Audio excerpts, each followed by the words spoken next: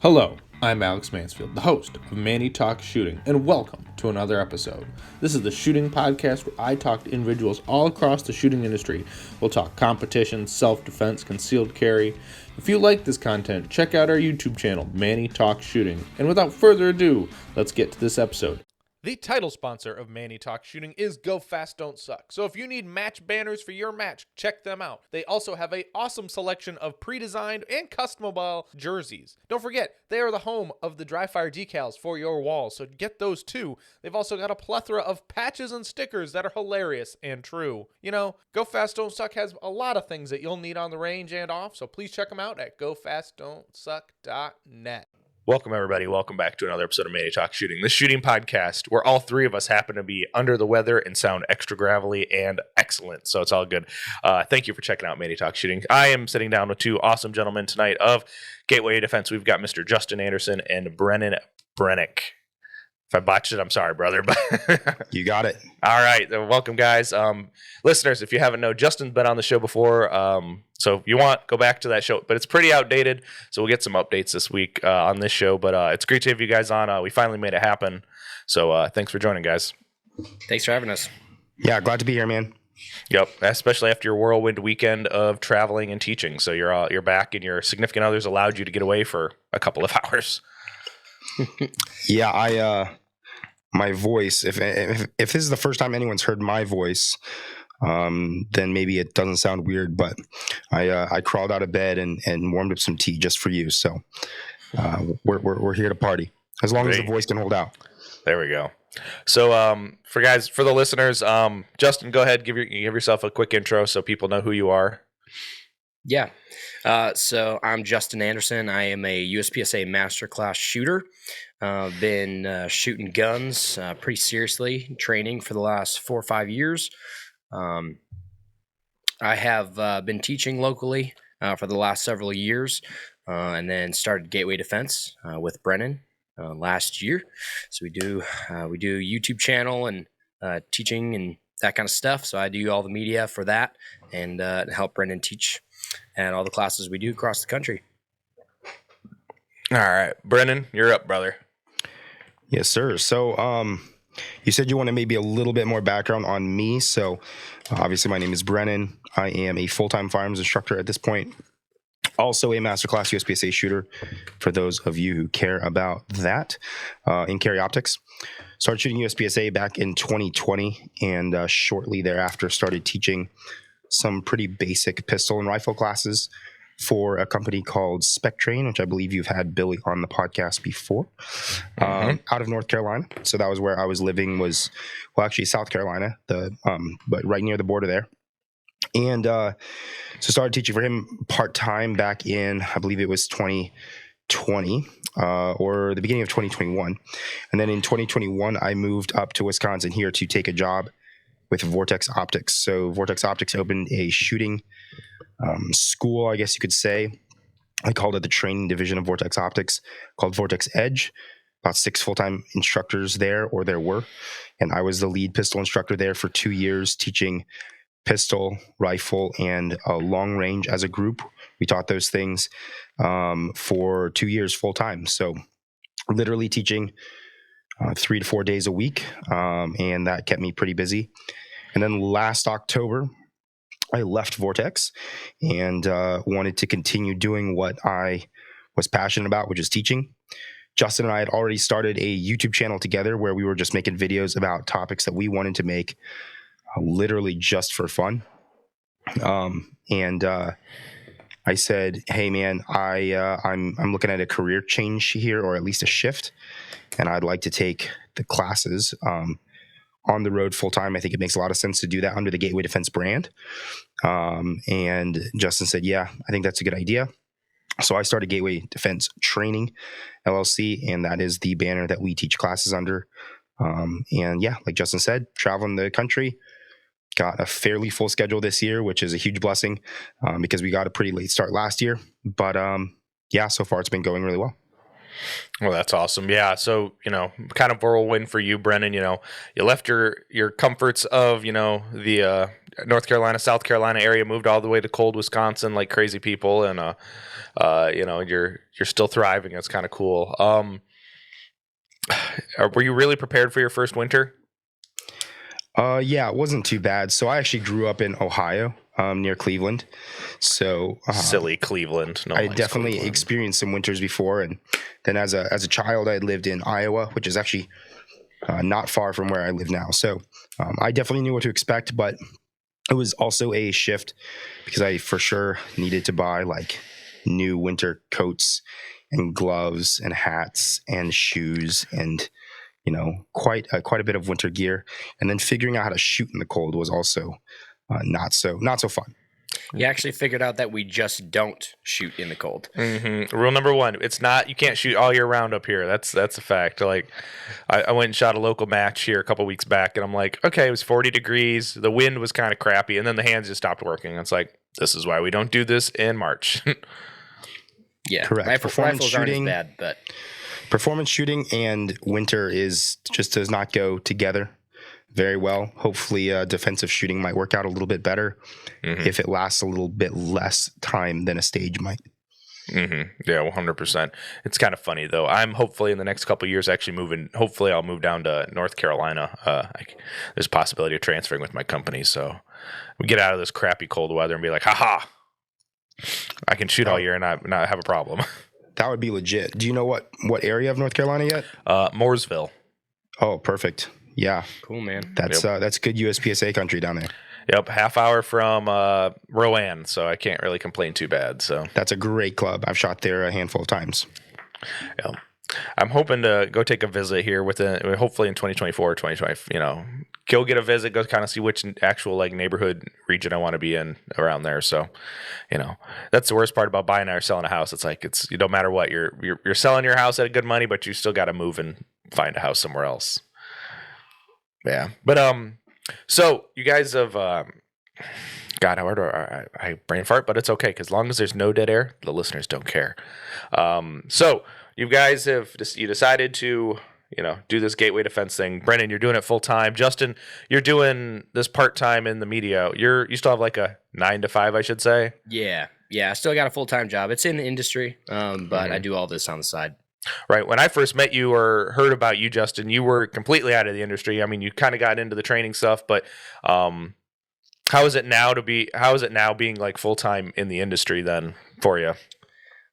It's cool, but I mean, it's not as cool as everyone thinks it is. Right. It's always a lot more work way different than everyone expects. No free bullets and stuff. Yeah. Most of the jobs within the gun industry are not glamorous and glorious. There's still a lot of businessy things that need to happen that are not always super fun, but are necessary to make successful businesses run and go forward. Mm-hmm. Yeah. Well, now with everything's changed.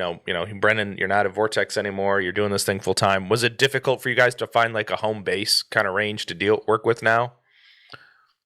That was definitely a challenge. I had been obviously shooting at Vortex, so I no longer use that facility, obviously. So yeah, it was kind of difficult to kind of pick a new place, but thankfully we've kind of landed on a spot that is it could be closer. Justin and I actually live pretty far away from each other, about 2.5 hours from each other, but we've got a place that's about the same as if we drove to each other's house. So yeah. But it definitely took a while. We didn't get that solidified until pretty recently, which is why we have limited number of Wisconsin kind of local classes on the schedule as of right now. Right. So with that, Wisconsin, everyone knows the ranges are kind of all spread out. Like there's no mass, metro area to be like piggybacking off of. I mean, unless you were like down by the Illinois-Wisconsin border, like that seems like where Schultz is like, yeah, that's great, but it's like way down by Illinois. I mean, but yeah. Justin's pretty close to Schultz. Yeah, I'm only like 40 minutes. That's reasonable. But I'm 2.5 hours. Oh, so when you guys want to go shoot with Donovan at Alpha, that's a haul for Brennan. Yeah, another 2.5 hours. Yeah. So do you then stay the night at Justin's house, or do you drive all the way home? I just book it home. Ugh. Yeah, I've gotten used to it. If that ever changed, and ranges got easier to drive to, I would not be disappointed. Let's put it that way. Brennan, you just needed to develop the teleporter, man. Yeah, probably. Laser beam me up. That would probably be the easiest way, honestly. Probably more affordable than buying a house somewhere that's conveniently located. So, yeah, probably. Yeah, well, I mean, it's better to buy a house than rent a house. It seems like nowadays, it's like, Lord, you're just throwing money away if you're renting. You're paying someone else's mortgage at this point. Pretty much, yep. Mm-hmm. But yeah, so I guess it's another topic. So Justin, when I first met you, you were a Glock guy.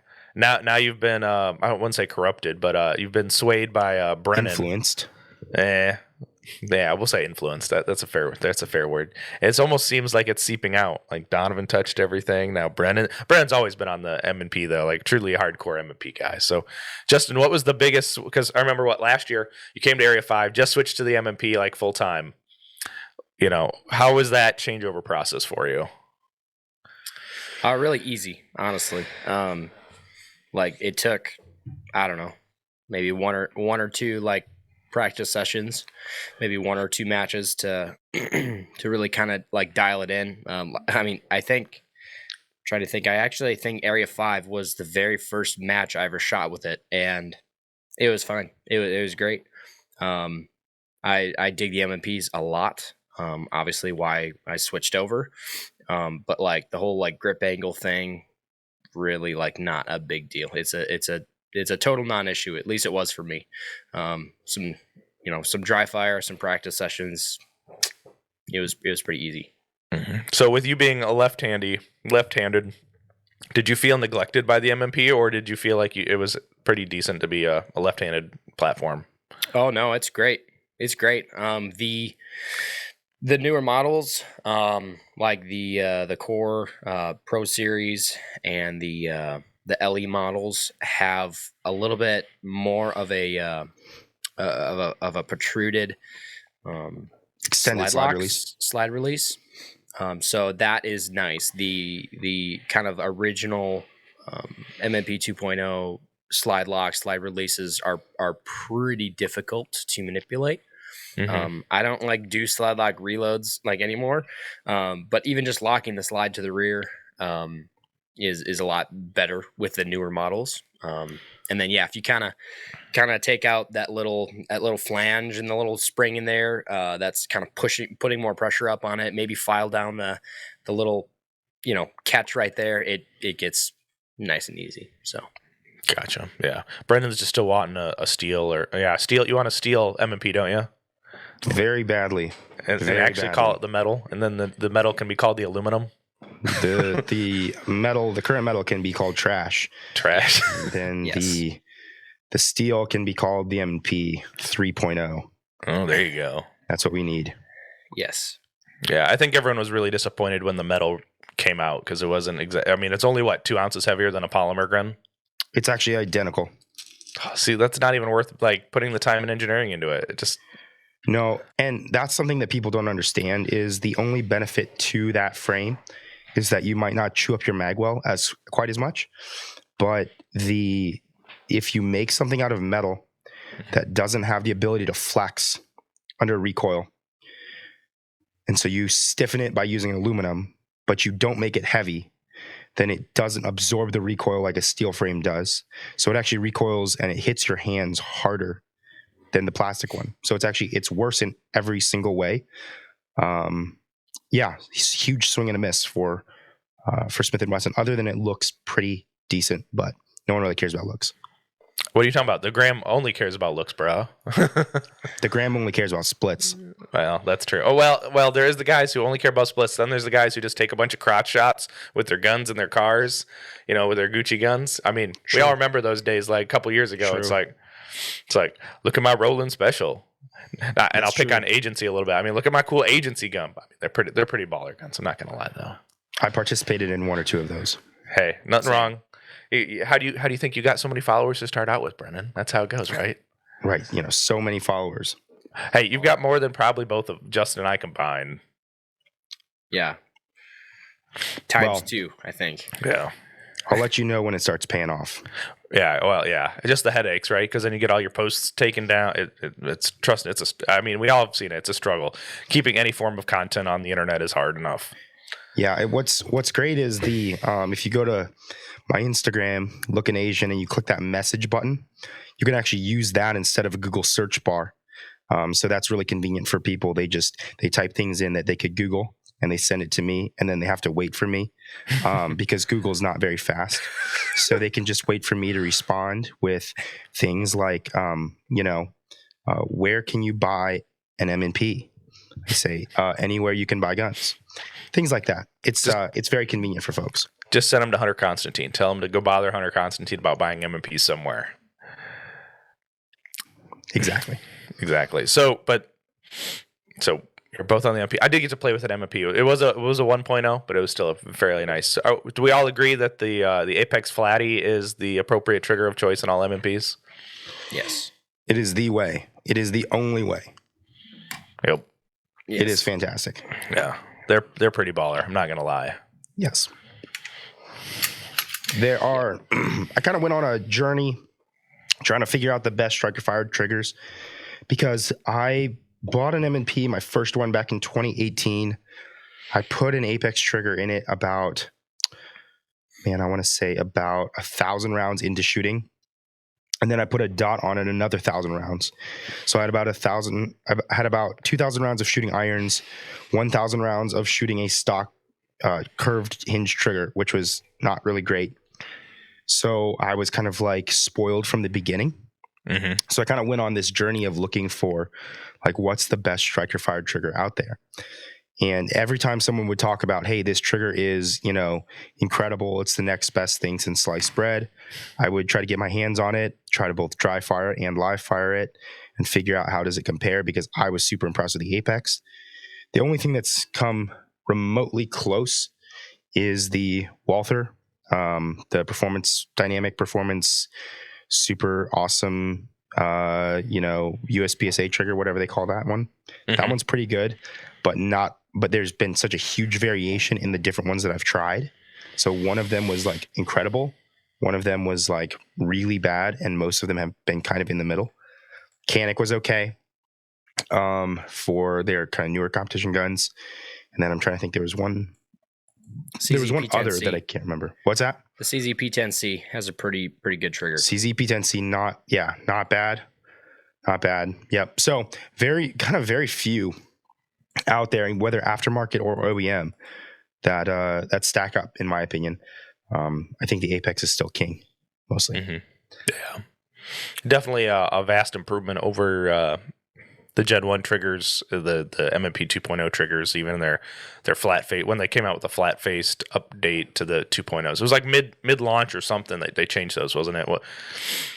Yeah, they just started rolling them out all at once, and people were thankful to see something better. It's definitely a better option from the factory. It's not something that I feel like you need to upgrade super fast, but at the same time, like, I was still buying Apex triggers for every single one of my guns until I actually started working with Apex, which has been a huge blessing. They're an awesome company to work with. But before that, it was just I'd buy a gun, and the next thing I'd do is I'd order a red dot, I'd order an Apex trigger, and I wouldn't even shoot the gun until both of those things got on the gun. Mm-hmm. Yeah, I mean, I don't shoot irons. I don't know how those bumpy things work. I mean, I'll be honest with you. It's like if it doesn't bounce and it's not a red dot, it it just doesn't get shot. It seems like. Yeah, I'm just still trying to figure out how to shoot with a red dot. That I feel like it's just kind of a misplaced amount of effort and time to put into irons.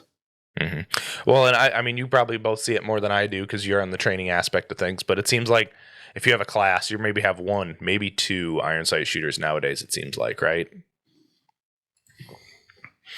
Yeah, kind of depends on the class. Right. If it's LE guys, there's typically a lot more, guys using iron sights. But well, all right. We'll use this as an example. You just had a class. Where were you at when this coming back from? Where are you guys just at? We were just down at in Braselton, Georgia. Okay, so in Georgia, how many iron sight shooters did you have in Georgia? 0. Yeah, we didn't have any. Okay, that was surprising. But, I mean, because before that was maybe half and half. I'd Oh, say. really? Was that more open enrollment or was that more LE guys? This past one was about 30% LE, but the guys who are running dots, I'm trying to think, I believe only one of them is allowed to use a dot on duty. Yep. So they were all running dots, but they were running personal guns. Gotcha. So you see, we're always going to see more dots. I think it's as we've seen, social media, the internet has improved people's viewership of dots and having dots, like learning how to shoot a pistol with a red dot. Like we see a lot more people coming in to carry optics right off the rip because it's a red dot with a stock gun. Yeah. Yeah. I think it's just kind of an easier platform to learn on. From a teaching standpoint, it's like learning how to apply what I call the minimum acceptable sighting solution to any target is so much easier to understand with a dot than it is with irons. And the vision piece is so much easier also. Like, man, it's just so much easier to explain it in terms of a dot. And then if you want to go back and apply it in terms of irons, you can adjust a couple little things in terms of the way you define like confirmation levels, for instance.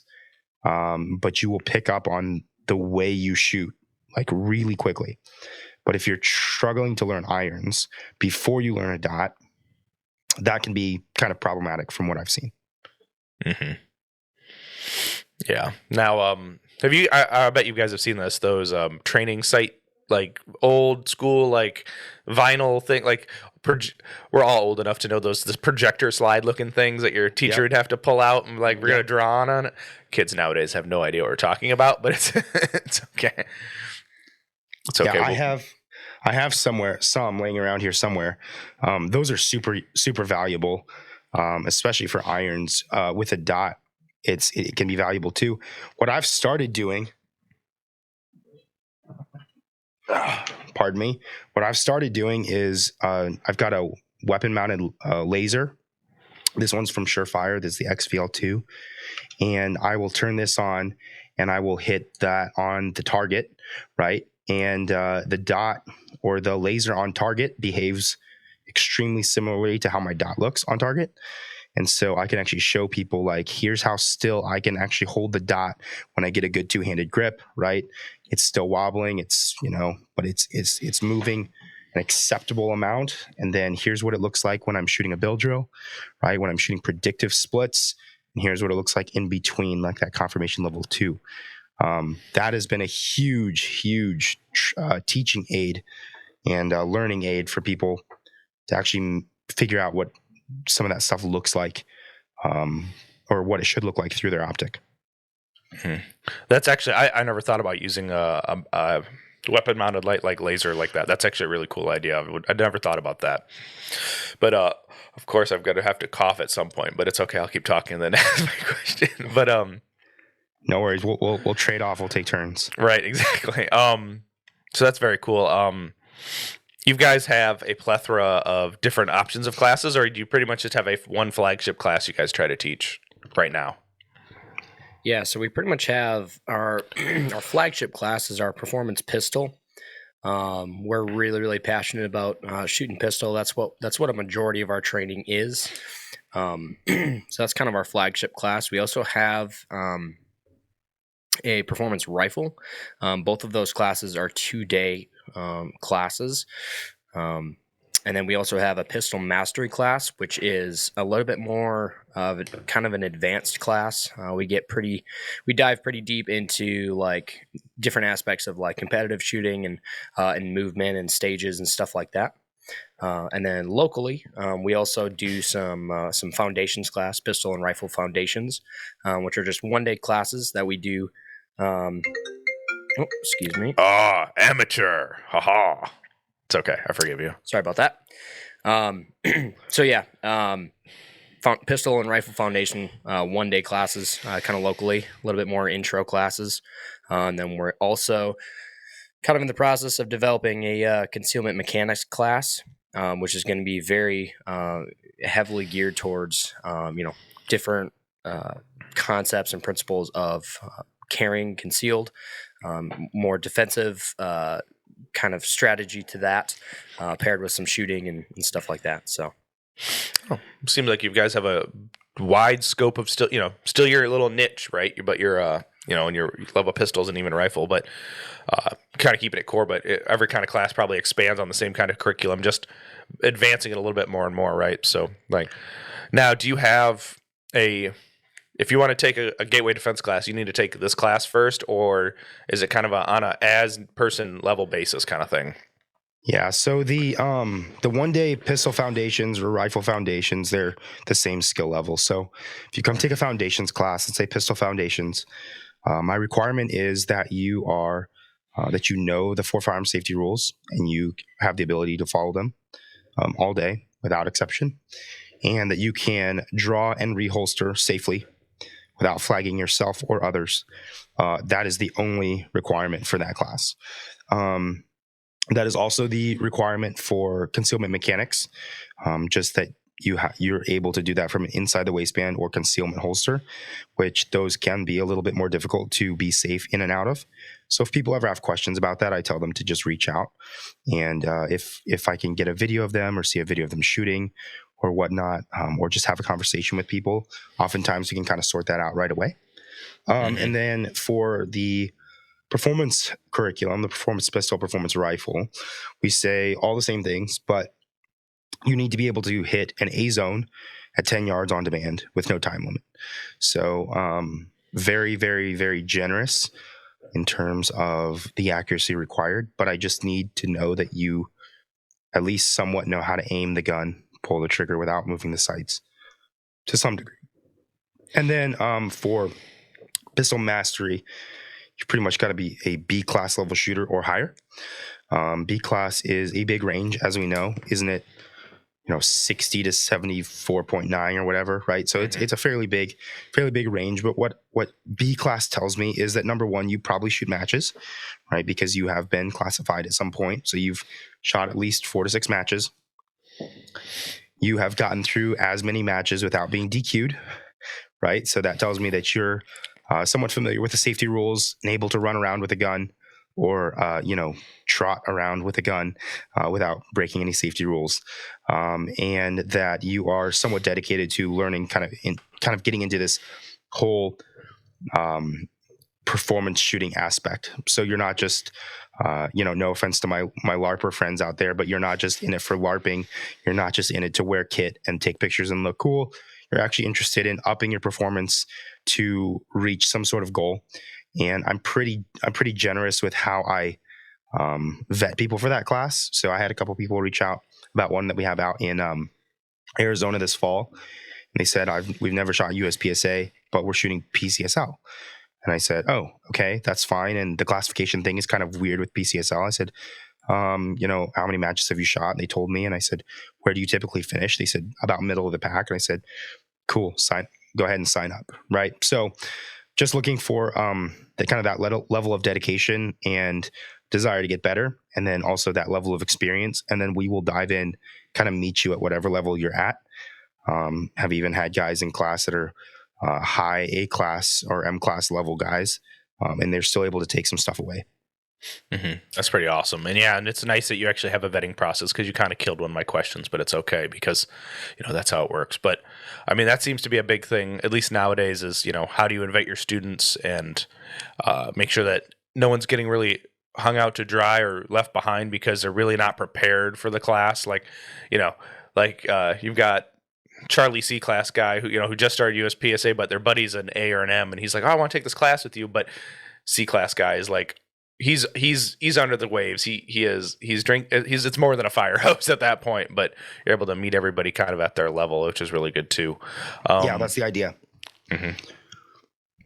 But when would you say, which is your current favorite class to teach? Is it the Pistol Master? Well, I've already forgot your names, but I'll let you fill that in. Yeah, so Pistol Foundations, Performance Pistol, and Pistol Mastery, which the names don't really mean anything. It's just kind of, level 1, 2, and 3. But, you got to distinguish yourself somehow on the internet. Performance Pistol is the flagship class. It's 2 days. And so is Pistol Mastery. But the Performance Pistol, I think, is the best one. I think it's or just at least my favorite to teach, because we see the level of students progress so far from 8:30 a.m. on day 1 to 5:30 p.m. on day 2. So on 8:30 a.m. day 1, we're talking about safety and literally how to grip a pistol, right? Like try this to make the gun stop moving in your hands when you pull the trigger, right? At the end of day 2, they're shooting a USPSA stage, and they are doing it for hit factor, and they are pasting, resetting, ROing, all that kind of stuff with us, right? And it feels like a squad at your local match, right? And then all of them are going, that's really fun. I would totally do that. So it gets people kind of into that performance shooting mindset of, this is cool. I could see myself doing that. And I see the application to whatever my context is, whether that's law enforcement, whether that's your concealed carrier, whether that's you're concerned about, the state of the world, whatever it is, however you want to look at it. Everybody walks away going, I understand that shooting is shooting, and then I can take all of these principles and apply it to whatever my context is. And I think that's pretty rad. Mm-hmm. Yeah. And I now smartly have pulled up your website because it is interesting. Could you not get regular gateway defense? You had to put the dash in there. Did somebody be a jerk and took your? It was very expensive. I want to say it was like $6,000 or $7,000, and I just did not want to throw that at the website. Right off the bat. Did somebody already own it then, I'm assuming? Yeah. But it's hard to tell who owns it, and probably somebody who listens to your show knows way more about it, and they'll maybe, if you know this, please email me, and they're like, oh, it's actually $14. But I had multiple people emailing me offering to sell that domain to me, and I was like, well, who owns it then? Mm-hmm. So it was a little confusing. Gotcha. Anyways, yeah. Well, so Justin, is the website all your handiwork then? Yes. Now, is this just a hobby you've picked up, is doing this website and other media, or did you have some background coming into this? Because this looks pretty damn sharp. No, just lots of late, frustrating nights. Mm-hmm. Out of necessity, right? Yeah. I can't say I exactly love it, but they do a pretty good job about streamlining the process and making it not too difficult. I'm assuming this is like a WordPress kind of type website. I'm assuming then Wix. Wix. Yeah. Okay. He's underselling himself because he built our website for us for free, as startup companies do, put in a lot of work for free. And I'm like, hey, someday I'll pay you back for this, right? Which I won't. But he got a website up pretty quickly, and I was browsing and I was like, wow, dude, this looks really good. He's like, thanks. He showed me how to do a few things, edit things like classes and things like that. And the first time I got on, I was like, if I click anything, I'm going to completely ruin my livelihood. So I'm just not going to do that. And I would just spam text him hey man, can you change this one thing? He's like, oh, yes. So he sells himself short. It's not that easy, especially if you have to figure it out from scratch. So yeah, anyways. Mm-hmm. Well, yeah, I mean, I have just gone through the growing pains of building a website. It is not easy. It is a pain in the butt, and there's always something that will and can go wrong. YouTube is your friend. Yeah, YouTube is your friend. Oh, trust and believe. What plugins do I need on my website? Oh, yep. All right, now we're cooking. For me, first it's Googling what is a plug-in. Mm-hmm. Oh yeah, It depends. You might want to put some more words in there because you might get some really weird, inappropriate things when you search. Yeah, do not Google that. Please do not Google that. Well, no, you at your own risk. You can Google it at your own risk. Don't blame us. But yeah, so, this is America. You can do whatever you want. It might be more entertaining that way. Yeah. So why the name Gateway? Why Gateway Defense? Justin, I'll let you take this one. Why me? I didn't come up with it. No, he couldn't call it Brennan Shooting and then have you involved, Justin, right? It just doesn't work. Yeah, I mean, I was trying to cut him out, and I wanted it to be Brennan Shooting, following the steps of the great Steve Anderson. Okay, so we were doing a YouTube channel together, and we were trying to figure out. Well, at first, At first, Justin wanted to hire me to be his cameraman for his YouTube channel. And then I was like, I'd actually probably rather hire you to be the cameraman for my YouTube channel. And we were like, well, what if we just do a YouTube channel together? So it's neither one of ours. We just share it and we make content together. I said, okay, that's not a bad idea. And we kind of figured it out. Justin's pretty much a wizard with a camera and has, again, self-taught himself how to film and also edit and put together some pretty banging YouTube videos. So I was kind of taking a look at that. And I was at the time kind of teaching full time. And so I had a lot of experience standing up in front of people and kind of walking people through things. So we kind of decided, well, probably for the most part, Justin will be largely filming. I'll be largely on camera. And now we try to kind of even it out quite a bit because I've learned how to run the camera to some extent. And Justin is very good, obviously, teaching and presenting information also. So we were kind of building on a YouTube channel like that. We were like, well, if we're going to do this, like, what the heck are we going to call it? And it's kind of embarrassing, but a long time ago, I had come up with a name for my company because I had thought, maybe someday I would teach classes. And I didn't think that Look in Asian, which is my Instagram handle, was like a great business name. Somehow I felt like that might be slightly inappropriate in some contexts. So I came up with the idea of Gateway Defense. And at the time, it was really based, and I guess it still is, was really based on kind of getting people into shooting. The reason I got into shooting in the first place, also the reason that Justin got into shooting in the first place, was for defensive reasons. Like, we just wanted to be able to protect ourselves and our families and our loved ones. I think the same as, tons and tons and tons of Americans do, which is fantastic, right? And then I think also we found USPSA like many shooters do. And we're like, number one, this is awesome and it's fun. Number two, though, it just makes me a better shooter overall to apply back into that kind of defensive context, because at the end of the day, I want to carry a gun for defensive reasons, right? I think a lot of people can resonate with that idea. So Gateway Defense, I brought that up. I said, well, I tried to name a company once before. I made like this little Facebook page or whatever, Gateway Defense. And Justin looked at me. He was like, bro, I really like that. And I was like, I don't know if it's that great of a name. And so we were like, well, we'll think about it. And then over time, Justin, what was it? Probably like 2 or 3 weeks, we just kept referring to it as Gateway Defense. We're like, so for this channel, for Gateway, if we're going to call it that, Gateway Defense, hypothetically, and we called it that for like 2 or 3 weeks. And I said, bro, I don't think we can call it anything else. Yeah. So the initial idea to name it, I think, is still the reason that we liked it, because we want to get people into shooting. We want to get people hooked. We value being able to defend yourself. We value the Second Amendment, but we also kind of view it as defense is kind of the gateway into shooting. And then there's so much more shooting that you can do, which obviously the three of us know and have dedicated a lot of time and money and heartache and all of that good stuff too.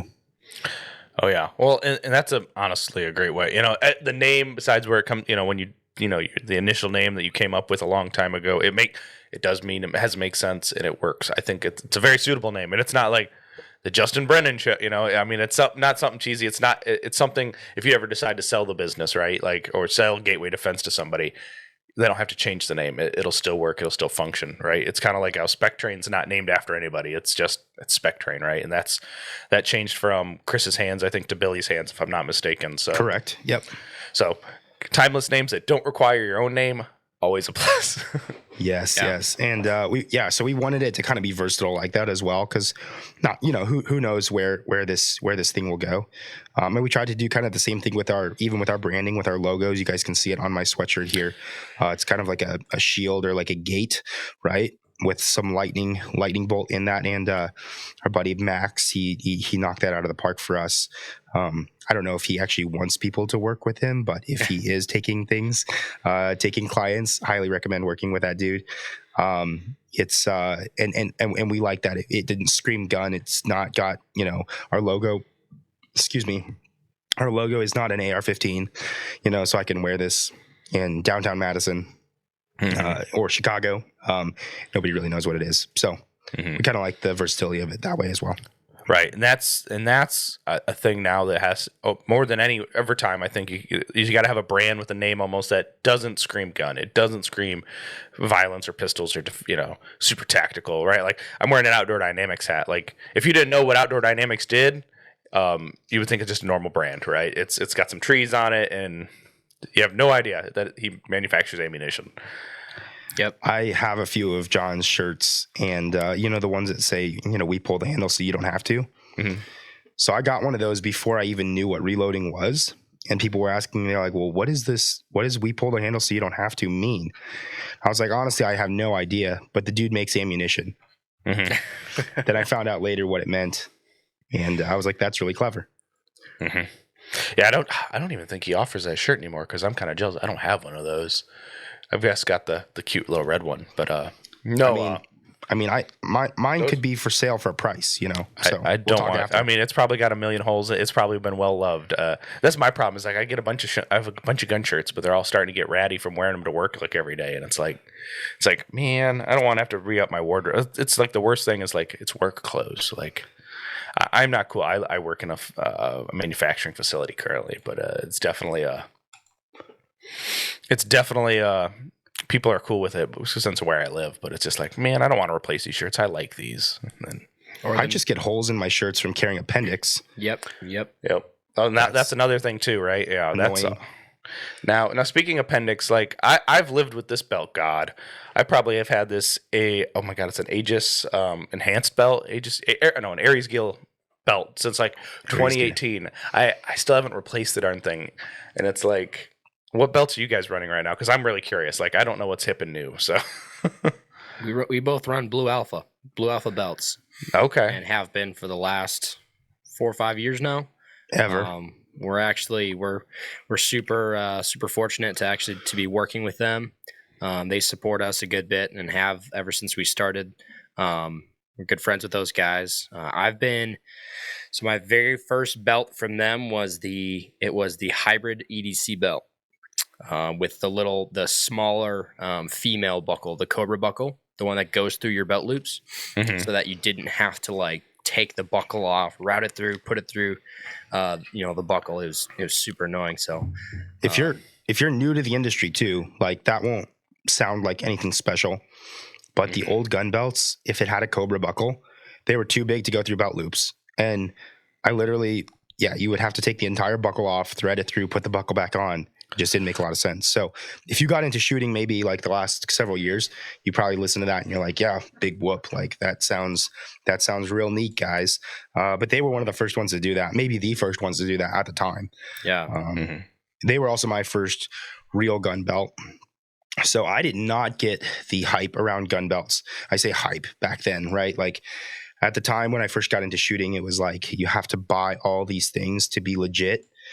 And I was like, holy cow, like how much crap do I have to buy to be taken seriously, right? I was like, I have a pistol, like goodness, I have like 2 mags, geez. So I had to learn, but I just carried with a leather belt, like literally from Walmart that I'd had since I was in high school. And I was like, this is my most comfortable belt.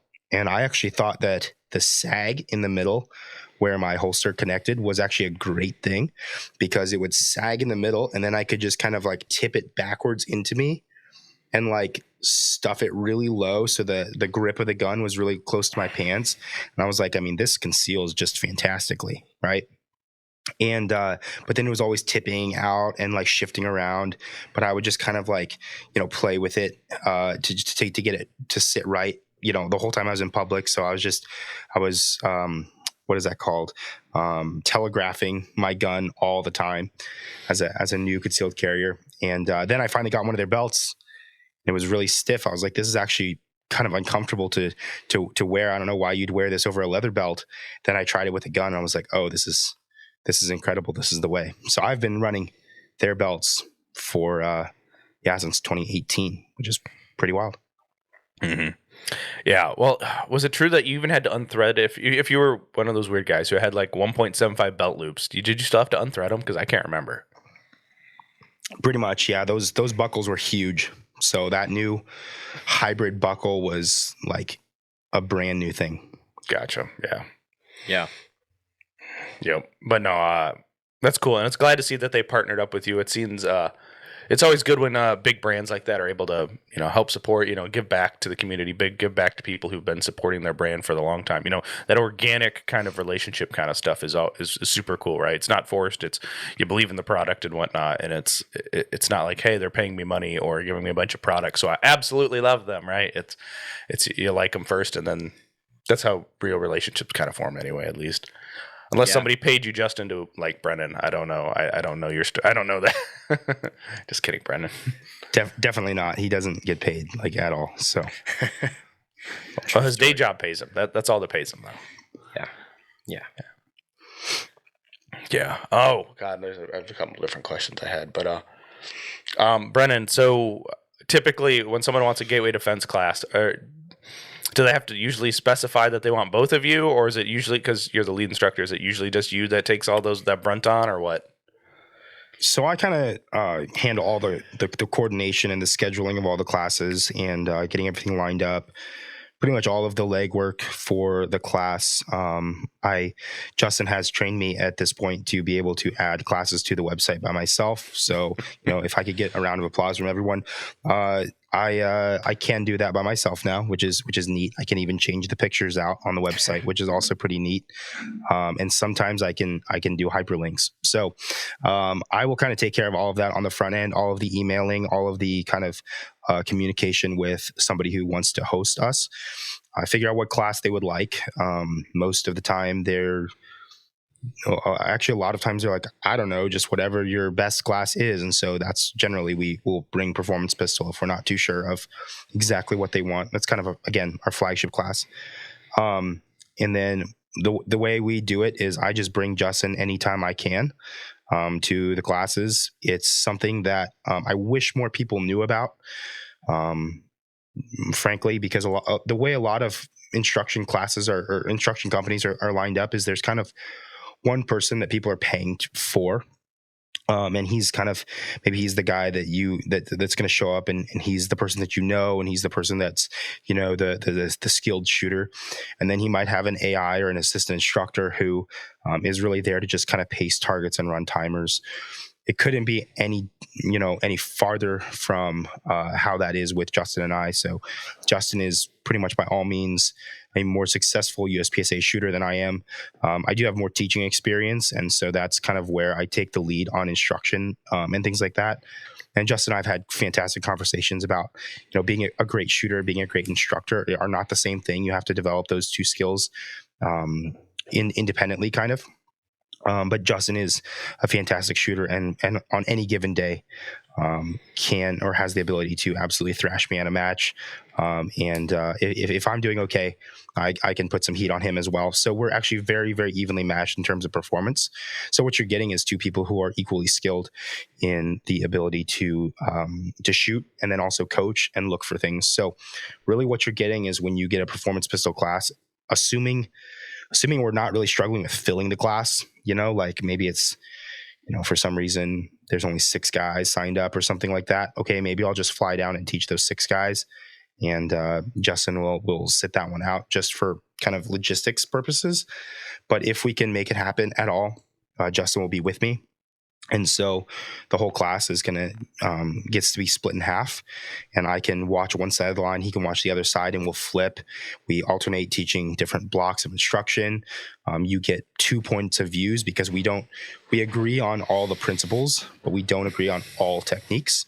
So you get a bunch of variation there as well, which is awesome. So Justin, I don't know if you have anything to add to that, but I think it's a super good value for your money. And because Justin and I hang out, work together, teach together, shoot together, do matches together, the chemistry is pretty good. And I think the flow in class works out pretty well. I think it's a high value for students. Yeah, I think I know I have experienced this, Brennan. I know you have as well. Maybe Alex, you have too. Is if you are in the top 50% or maybe top 75%, skill level at a class, you typically are neglected by the instructor, right? You have 16, 20 students on the line. You got one instructor, and he walks past you, and you're just like doing really well. And he's like, hey, great job. Any questions? And you're kind of like, no, not really. I'm here, I'm paying you to tell me, and then they're like, all right, yeah, good job. And then, 2 days later, you're like, okay, well, I got like 5 minutes of, like one-on-one coaching from the instructor. And then the lower level, lower skill guys get a lot more attention, which is understandable, but it's just unfortunate. And I know that I've experienced that personally many times, and I know Brennan has as well. So we're really passionate about getting as much one-on-one coaching with people as we can, regardless of your skill level. So the class that we just did down in Georgia, Matt Adams, a good buddy of ours, he owns Eagle Tactics, phenomenal shooter. We were able to even still coach him just as much as any other guy in that entire class. And I think that's pretty unique. I personally don't see a lot of that in this industry, just simply because it is hard, especially as a one-man show. So, yeah, I think it's pretty cool that we're able to kind of offer that.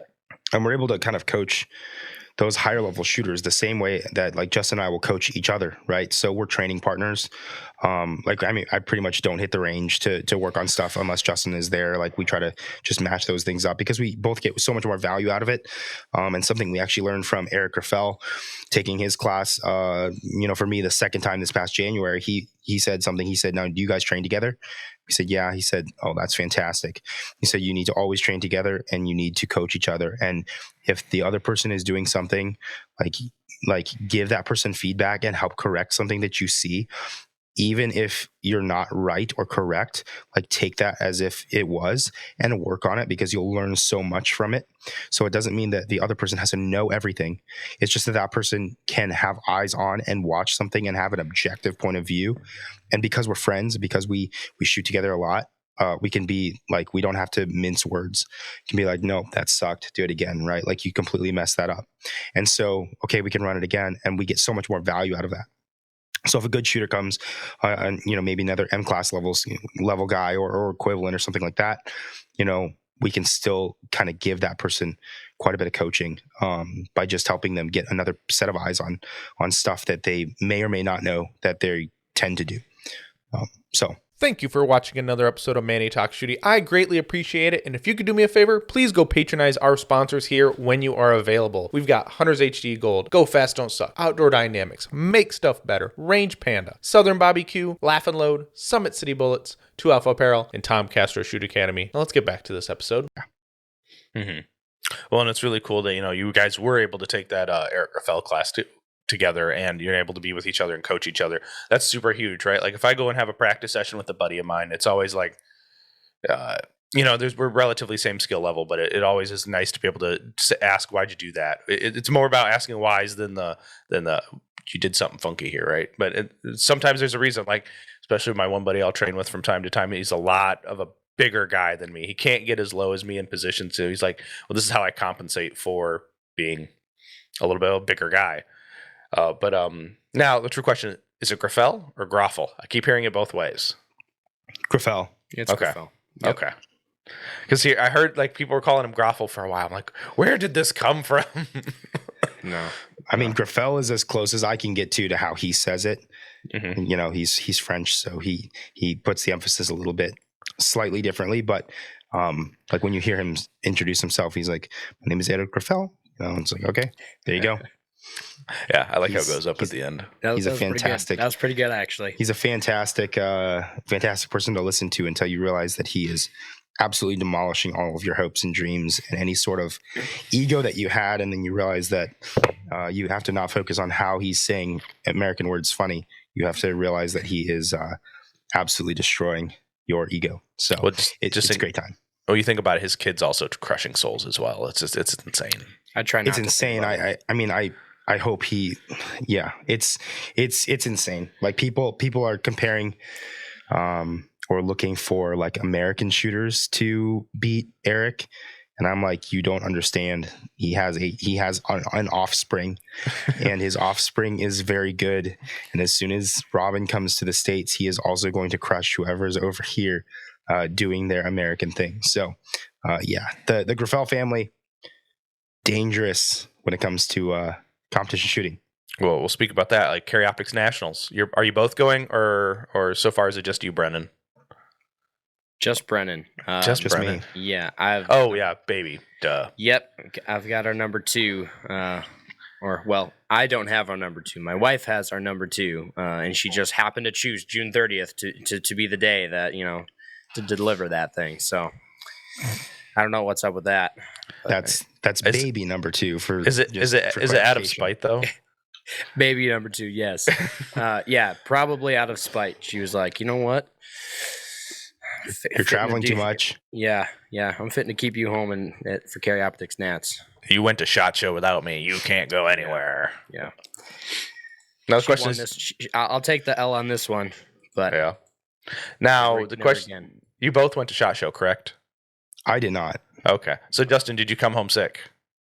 I did not. Wow, that is surprising. Second year in a row, and I have not come back sick yet. Now, did you pregame? Did you pregame your vitamins? I try to pregame my vitamins all the time, but yes, especially leading up to shot, I try to up the regimen a bit. Yeah, it just seems like you're shaking hands with it's not even that people are really nasty. It's the fact that it's kind of some poor bastard is there and he is not feeling the best, but he has to be there because he touched something and then you touched it and then just it goes everywhere. Yeah. So speaking of Carry Optics Nationals, Eric and Robin will both be there, destroying souls. I still think that Christian has a chance to be right in there in the mix for it. But we will see. I don't know how that will play out. I don't know if he's super dedicated to Carry Optics yet at this point. I always see him shoot rifles right now, and I'm really confused. It's just Christian. Nothing against Christian. Christian is an insane shooter. I don't think he has a chance. Okay, that's fair enough. Now, if open, I can't wait till those two go head to head in open. That will just be fantastic. I think that'll be a much closer race. I think the way Christian shoots plays to open slightly better. But at the same time, I know that he has not been shooting Carry Optics much. And so when he shot, he's going to come back and put on a much better performance at Carry Optics Nationals this year than he did last year. But it's also at the same range, Cardinal. Mm-hmm. So I think the stages will have a lot of similar shooting challenges. And just kind of looking at the practice score results, I think the way the match is set up plays to Eric's strengths quite a bit. So yeah, I'm very excited to see that go down. I almost wish that I wasn't shooting so I could just go stand in the back and watch those two go head to head. Mm-hmm. Yeah, we will see. We will see how the match compares to last year's. I was actually asked as one of the people to throw some designs down in the ring, so we'll see. We'll see what the committee of people working on CO Nationals comes up with. They're coming up with new ideas and new ways to make the walls better, so we don't have the downrange effect as much. I know bullet traps, some other ideas to make it feel like you're still outside a little bit more. They still got to protect their assets, but they're more willing this time around to experiment and find ways to have the match different. Especially with a bunch of different stage designers, you're going to get different feels, which is kind of nice too. Yeah, that's fantastic news. I did not realize that. That was something I hoped for, but wasn't sure if it would actually work out. So, that's fantastic news. I'm glad to hear that. So you'd like to know this? Your buddy Todd Holmes down from South Carolina, yes, is the assistant match director for all the nationals this year.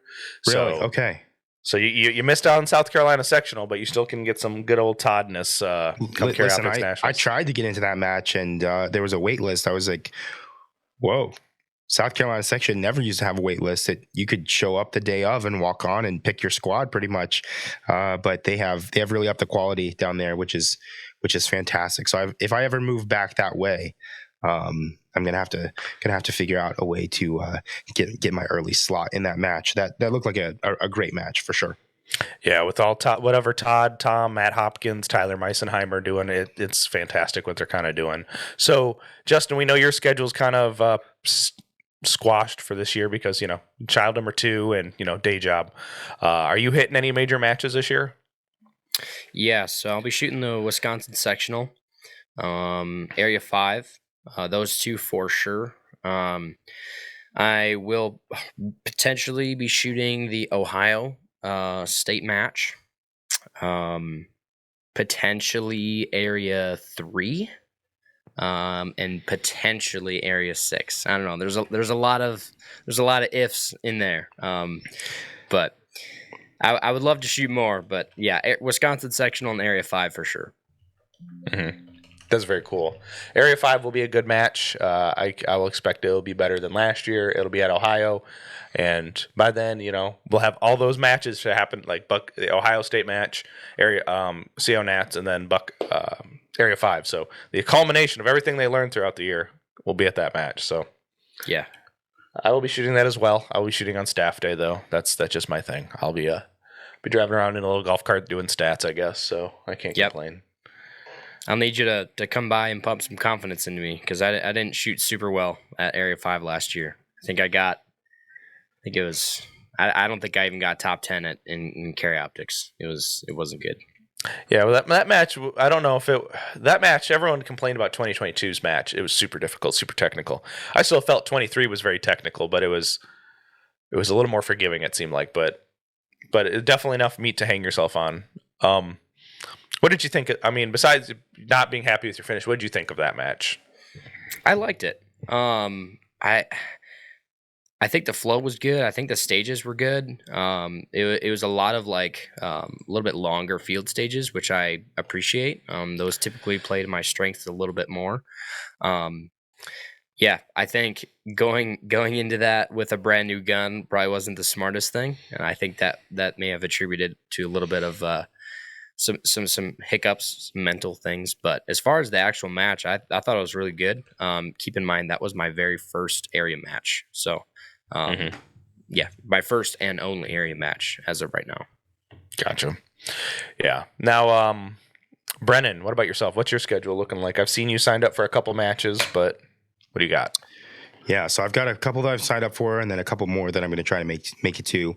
Not all of them have registration opened yet. So I'm shooting Buckeye Blast here in May, which is great because I'm going to use that as prep for nationals because it's literally at the same range, like we talked about. So I'm excited to do that. I will shoot Carry Optics Nationals. I will shoot the Wisconsin sectional. I will probably shoot the Northern Illinois sectional. They're having one, right, Justin? I believe so. I don't know many specifics on that. I gotta talk. I haven't seen it promoted very much yet, but I think maybe they were kind of waiting to sort some stuff out. So if that match is a go, I will probably shoot that as well because it's close by. And then I would like to either shoot Area 6 or North Carolina section, one of those two, probably not both. And then potentially Georgia State as well, just because I've got buddies down in the Southeast that I would like to shoot with. So that is my list. So Ohio, Nats, Wisconsin, Northern Illinois, and then one of those down in Area 6, and then Georgia State. That is the plan. That's a good Busiest plan. season for me so far. Well, yeah, especially with the full-time on-the-road teaching. It's not like you're teaching in your backyard all the time, so it's definitely a string. You got to make some sacrifices, lose out on matches, but get paid. So lots of travel for sure. But I don't know. Did you guys both? It was kind of interesting to see the Wisconsin match is a single day, half day format. That's kind of an interesting mix for this year. Yeah, it's interesting. I don't have a lot of comments on it. Right. You'll just be my ear on the ground then, see if it actually the schedule works out, because I'm curious as well. It's unique. Yeah, like if it works, it could be really nice. Yeah, but I don't know how it will feel for the actual shooter. If it'll feel like just jam packed, relentless, I'm not really sure. So we'll let you know how it goes. Right. Well, and it's not staff reset match, so it's not like you can sit there and just jam mags and chill out with your homies. You got to actually reset, and that's it's a lot. I miss staff reset matches so much. I have never shot a staff Actually, no, I have shot a staff reset match. It was 2021 Wisconsin sectional. 20. Yeah, 20. And then they went away 2021. from it. That's What was sad. Then they went away from it. Yep. And I don't know if that was It's very sad. customary for it or not, but that was my very first major match, and it was staff reset, and I was like, "This is fantastic! I love that." Yeah, never again. Yeah. I mean, I was on the other end of that. I worked a staff reset match, and that was a lot of. It wasn't bad when you have all the bodies, but when it rains, that's where the linchpin is. Like, you have your good timing and your flow. Everyone knows what they're supposed to do, but when you got to pull the bags and pace target, it's just like, my lord. We figured that out, and it's depending on the area. Area 6 is very lucky. North Carolina, South Carolina, Georgia, they're very lucky to have the close bodies that are willing to staff that kind of match, because they're very close by. They can stay at home. They don't have to stay in a hotel.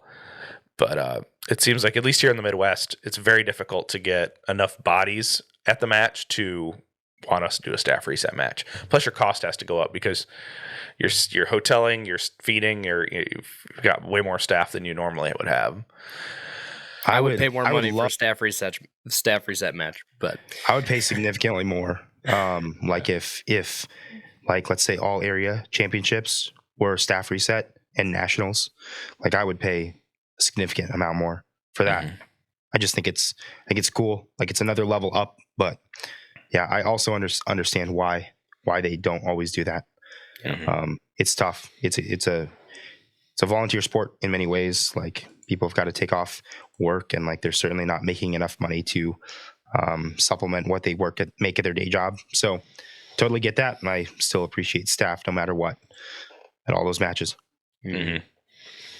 Right. Well, and it seems like there's always the old guys doing it, right? Like, Justin, I know you knew Tom, when he passed away quite recently. Mm-hmm. Brennan, did you get a chance to meet Tom? Yep. Tom Palmer. Yep. Yeah. It's just unfortunate, a great guy in the sport. One of the smallest guys you ever did see on the range, but he had a loud enough, well, I wouldn't say super loud, but he was loud enough for his stature. One of my fondest memories of Tom is that we were staying at the hotel for a match, and Tom and Debbie have got like 11 bags. They're staying for a night and a half, right? And they've got like 11 bags. So I'm flinging all the bags on me, and I'm walking up behind them. I'm just like, all right, Debbie and Tom, if you fall, I'm catching you. I got all your crap now. Yeah. But of course, the little hotel didn't have an elevator. It was just like it was kind of almost like a split level stair. So it wasn't like one big staircase. So it was a little jaunt, but it was like, yeah. Yeah, the dude was a heck of a shooter too. That dude would just hammer alphas every single stage, all day, every day. I'll never forget that. It was my second match ever, and it was at Schultz. And, being a new shooter or a new competitor, I squatted in the new shooter squad with him. And, he talked me through a lot of stuff, and watching that guy shoot, like, man, I was like, I couldn't even do that. I couldn't even shoot alphas the way he was. Mm-hmm. You're just jealous because of his beard too. Like, he had a very nice beard. It was wizard level status. Well, we always did call him the beard of knowledge. So yes, but God, where's my question with this next? But so currently, what's the next step? Where do we want to see Gateway Defense in like the next 5 years, guys? Yeah, so right now it's really focusing on filling classes and just kind of getting word of mouth out there, right? 5 years also, Justin and I don't expect to be at the same level of shooting as we are now. So hopefully we continue to progress, continue to get better, perform better at majors, maybe someday. Goodness knows, get our GM cards one of these days. I think it'd be pretty cool to be teaching some performance shooting stuff to people who are not necessarily into performance shooting, from guys who value that thing and are also competing at a really high level in the best pistol sport in the world. So really looking forward to kind of building our own skills and then being able to offer even better classes than what we do now. Building out kind of a fairly robust training schedule also. So like right now, there's so many good options of people to train with. And there's so many, like, if you ever DM me and say, hey man, like, I'm looking for a good class to take, like, I can send you a list a mile long of really good instructors to train with. And so we're trying to make our way kind of onto that list for other people as well, which really involves getting kind of people through the door, getting out to our classes, kind of seeing what we're about, what we've got, what maybe makes us different, maybe what can resonate with people. So the goal is to be staying super busy with all of that. I'll let Justin kind of talk about the YouTube side of things. We kind of have we'd like to continue that as well. But yeah, with the training side, we're just trying to fill classes, trying to put out the good word and introduce people to performance shooting and help people get better. Yeah, and obviously we wanna continue to grow the YouTube channel as well. It's grown, at a decent rate, a little more than what we kind of expected. But the thing is, like, a good YouTube video is hard to come by nowadays. Like Instagram, there's a lot of really good content, a lot of really good shooters, a lot of really good dudes on Instagram. But YouTube, you have to sift through a lot of BS to get good information on YouTube. So we're gonna kind of keep chinking away at that and trying to grow that, and continue to put good information out there. Bigger we get with that, also it kind of helps with marketing and all that jazz, but we'll see how it goes. Mm-hmm. Well, that's really cool. And you're right. There's a lot of crap to weed through on YouTube. It's a whole different world. It really is. Well, and it's almost like long form content is dead. So stuff like this it's either a podcast and people love it, but when you watch a video that's this long, they're just like probably even longer than 5 minutes. They're just like, I'm bored, right? Like the click rate is you've probably seen your analytics. It's probably like click, click, click. It's hard to keep people's attention, and that's when you make good content. It helps, right? You stay on there longer. They click through. They click on a link, and then you go to the next video, right? So, I mean, like I'm looking, like you have like a 35-minute video on belts, right? Like I have not watched it yet. I mean, it keeps popping up from the For You tab on YouTube, but it's like that's good. Well, yeah, it's showing that you're not completely shadow banned everywhere, right? Now that's got to be the most annoying thing. You're like when I have to go find somebody, like try to find their page, I can't just go search them half the time. I literally have to go to my DMs, search into my DMs, and be like, I know I talked to this person, and that's how I have to find Brennan half the time, because it's like he's shadow banned completely. It's like, yeah, or you can't forget. It's like, look, I don't know if it's all one word or there's some underscores or some periods for looking Asian, but it's just like I can't remember. I'll just find Brennan somehow, and it's usually how it works because he's always shadow banned. It's unfortunate. Yeah. I'm not totally convinced that like our channel, all of our channels across YouTube, Instagram will just get like totally zucked evenally. But but that's why you have a website. Exactly. Yep. Correct. And that's why I started my own. It's like, so if I get zucked, I still have all my content somewhere, and I can reroute it and pay for more storage. Yep. Right. Yep. Right. Yeah. And on the training side as well, just to kind of round off the question you asked, Alex, is I think in the future we will see a lot more class offerings from Gateway as well, like upping the amount of classes that we can put on. I have no intention of keeping Gateway Defense just kind of a one-man show. It's not a one-man show currently, but I would love to see Justin and I both having full teaching schedules. So you may get a class where it's just Justin, may get a class where it's just me. We might have other AIs working for us. There will be some classes for sure, still a fair amount of classes, I think, where we'll both be there together. But that's where we'd really like to expand to, is being able to essentially take classes as far and wide and as often as we can. So looking forward to that for sure.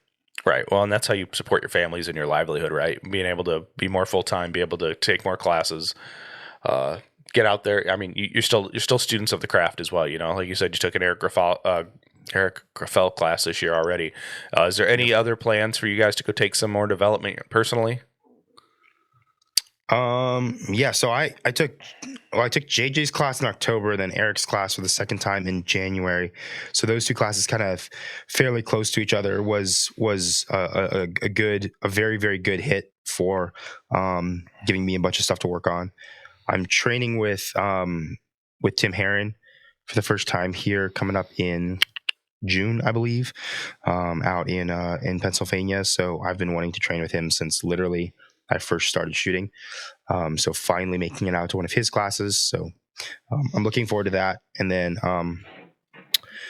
That'll probably do it for the year, unless I train. I might do a private session with Hwansa Kim potentially. We're still kind of figuring that out, but yeah, it'll be. It's definitely going to be a good year of training for myself, and we still have just absolute loads of homework from even just training with Eric a few months ago. Mm-hmm. Justin, what about you? Do you have any classes coming up for yourself, or you've got a bunch of homework still? I have a ton of homework still, but I plan on getting in on more. The Tim Herron class is kind of a new development that Brendan told me about, so there's a possibility I might jump in on that if there's still some slots available. I'm also looking to get in a class with Ben Staker, maybe even have him hire him to do kind of a private class for us. He's local to us here in Wisconsin, so we're hoping we'll be able to kind of facilitate that pretty easily. Whether that'll happen this year or next year, I'm not really sure. But if I am not able to get in any more classes this year, I know I've got plenty of homework. Mm-hmm. So yeah, that's kind of the plan. Is that Tim Herron class in Double Eagle then, Brennan? Yep, out in the Poconos. Yep. Sam Callahan. Just that episode released on yesterday, so that was a really good episode with Sam. Nice. Sam's a really nice guy. I enjoy talking with Sam, and his CrossFit lifestyle is kind of interesting. Dude's he's short. Yeah, he's just jacked and he's short, and it's like, all right, there's still chance for us short people in this world. And he never wears a shirt. I mean, that's how you flex, bro. Like, well, I mean, physically, yes, but yeah, it's just like, I don't have to wear a shirt. I don't have to feel bad about my body. No body shaming here. Save some for the rest of us. If I look like that, I would wear shirts less for sure. Mm-hmm. But no, Sam's a really good dude, and that range is cool. So for those of you listening, like I don't get any kickback for sending you out there to Double Eagle, but it's a really cool range. It's beautiful, and there's like a really cool, huge mansion that you can stay in for very cheap. That may or not be haunted. It's like some great food. It's pretty awesome. So highly recommend. I took JJ's class out there. It was a great time. Oh, that is pretty cool. That is pretty cool that you got to take a JJ class out there. Yeah, that class that mansion may or may not be haunted. It's just, every time I hear Steve Anderson talk about it, it's like I was scared for my life again because something happened and I couldn't explain it. What? I would say not may or may not. It for sure is haunted for sure. But it's easy on the wallet. So there's always a trade off. Nothing wrong with that too. But I mean, the problem is you live in Wisconsin, guys. You guys eat cheese curds. Cheese curds are a delicacy. The question is it the white ones or the yellow ones? White. It's not. It's a both. It's a both. Okay. It's both. It's not either or. It's both and. And is it? Are they naked or do you dip them in sauce? Ketchup, actually. Ketchup. Okay, because that's the a new palate one. of a 6-year-old. No, never ketchup for me because I'm like an adult. For me, it's got to be some sort of sauce. Like if you bring me great cheese curds and like a very generic sauce, like at the minimum, if you're gonna bring me ranch, right? Like it needs to be like homemade ranch. Mm-hmm. So like no like Hidden Valley BS, right? Mm-hmm. Like you need to be making that back there from scratch. And yeah, I don't respect you nearly as much if you bring me a great cheese curd without a great sauce. The best sauces I think are something that's got like a little bit of spice, like kind of like a Chipotle ranch, something like that. But there's layers to it. The curd underneath has got to be great. It's got to be melted properly. It's got to be the right size. The breading has to be not too thick. If you have seasoning in the breading, that's better. Yeah, there's layers to it for sure. So next we're going to see a Gateway Defense class about making cheese curds hosted by Brennan. Certainly. YouTube video, actually. YouTube. Yeah. There you go. Yep. Next week, new video. Yep. Shirtless, but with an apron on. It'll be okay. That's what the internet wants to see right there. They do. They really do. And a rice hat. And a rice farmer hat. The rice farmer. Yeah. Well, but then you got to teach them how to make fried rice too, right? Yeah. My fried rice is absolutely killer. I'll put it up against anybody's fried rice. Like, I don't care who you are, for sure. I think with a rice patty hat, I think that should maybe be my new look at majors.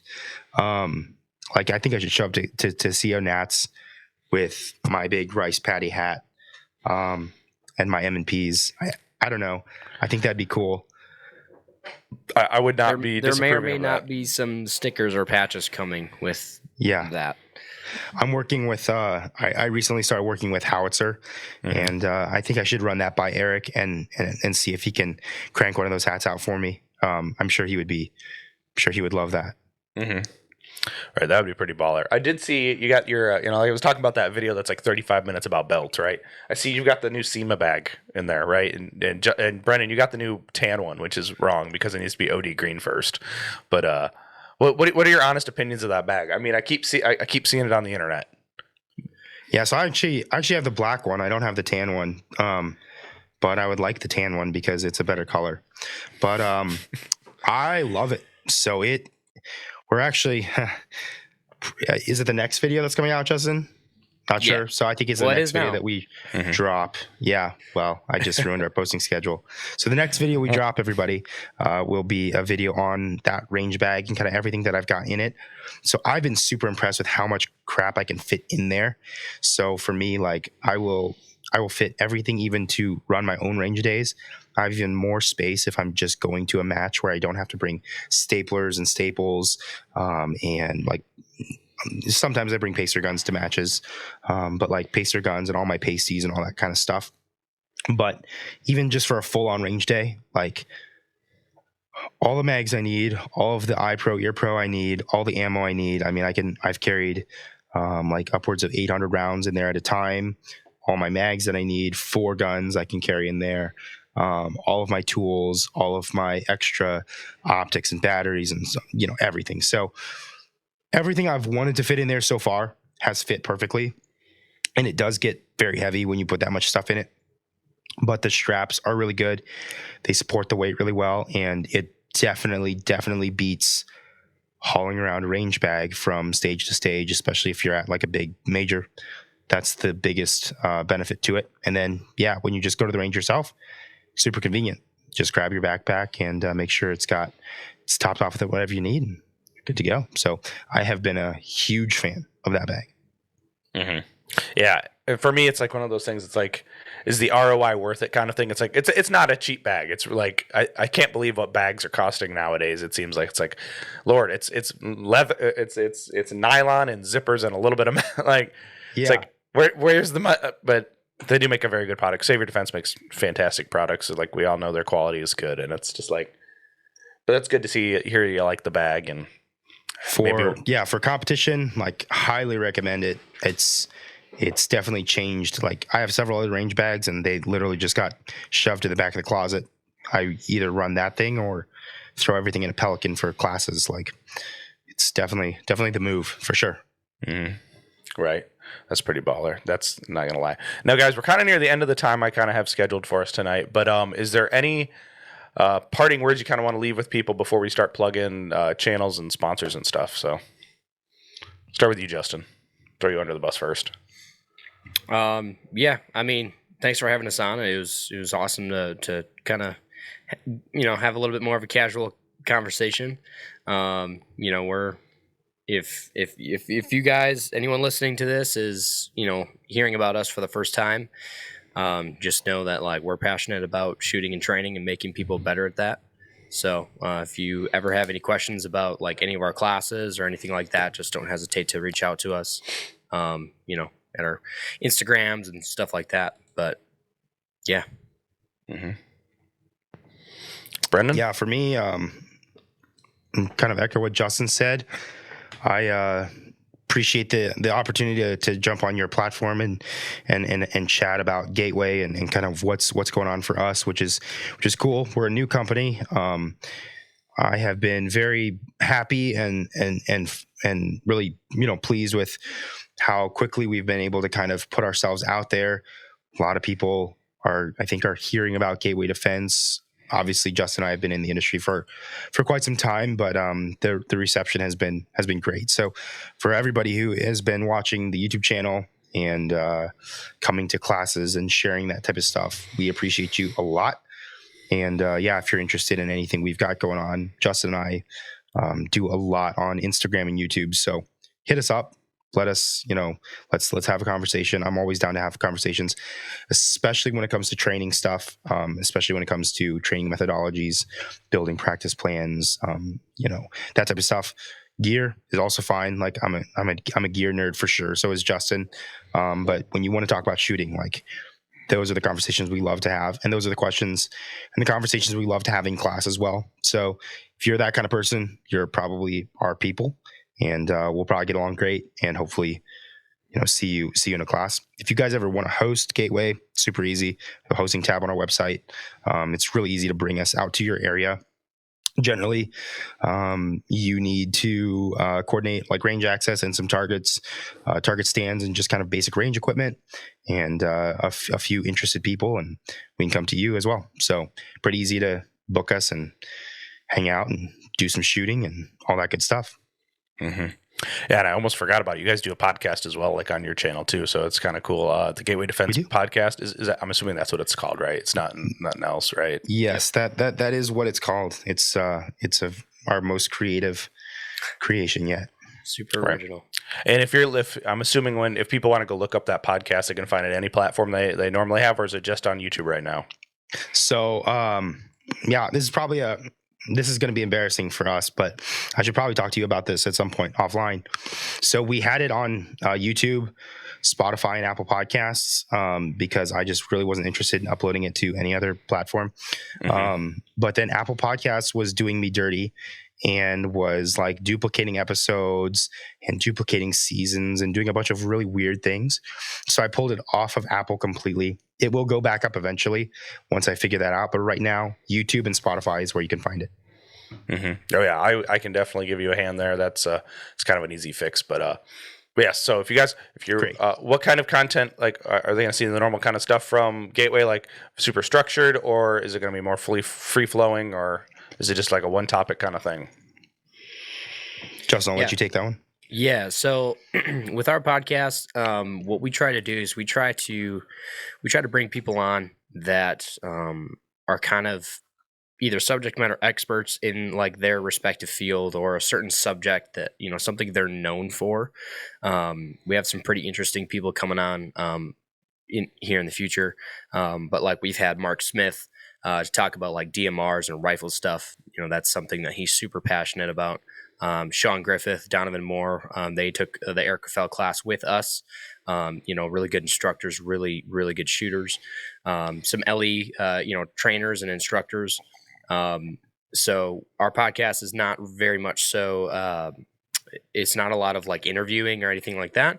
We try to actually talk about specific, topics and questions that we think would be valuable for people. So it's a little bit more structured. But yeah, it's a lot of fun. We dig it. So you can find that. It's just the Gateway Defense Podcast, and you can find it on our YouTube channel on Spotify. Mm-hmm. Yeah, that's awesome. And the topics will be super broad too. So like, we had Mark Smith on. He's doing a bunch of like gas gun DMR matches. Like Justin said, talked to a couple guys who are heavy into the law enforcement training side of things.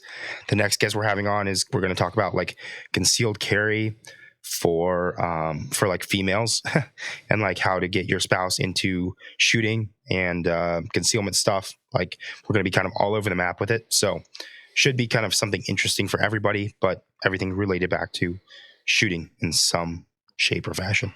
Mm-hmm. Oh, that's awesome, guys. That is super cool. I gotta go listen to that. I've seen it. It's on my many to-do list of things, but it always seems like, oh darn it, you run out of time in a day, or your YouTube feed just stops showing you things too. But yep. So guys, if they want to get a hold of you personally for the business, best ways of contact for you guys. Yeah, so our website is gateway-defense.com.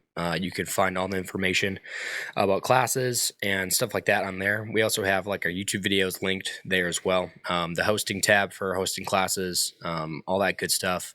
If you want to know a little bit about us, we also have some information about us on there. We also have a couple Instagram pages. We have a Gateway Defense Instagram page. Our YouTube channel is also Gateway Defense. And then my personal Instagram is Justin D Shoots. And then Brennan, you have your own as well. Yeah, my Instagram is lookandasian. So it's look_n_Asian. And yes, it's like fairly racist towards Asians, but that's okay because I am Asian. So it's literally, everybody asks me why I made it that. I was in high school. Okay. So I thought I was very clever. But back in the day, you would like somebody's post and it would show up on their little iPhone and it would say, look, an Asian liked your post. And I thought that was kind of funny. And so that is what it is. And I don't think it will change anytime soon. Right. Exactly. Well, guys, thank you for coming on. It's been a blast and a pleasure. So thank you guys for spending your evening with me this Tuesday evening, even though we all feel like kind of like crap, but it works. Yeah. Thanks for having us on. Thanks for bearing with my my smoker voice here. Hey, we all sound 10 times more manly with this, so it's all good. Yes. But listeners, thank you for listening. Until next time, get out and do things. I'll see you on the next one.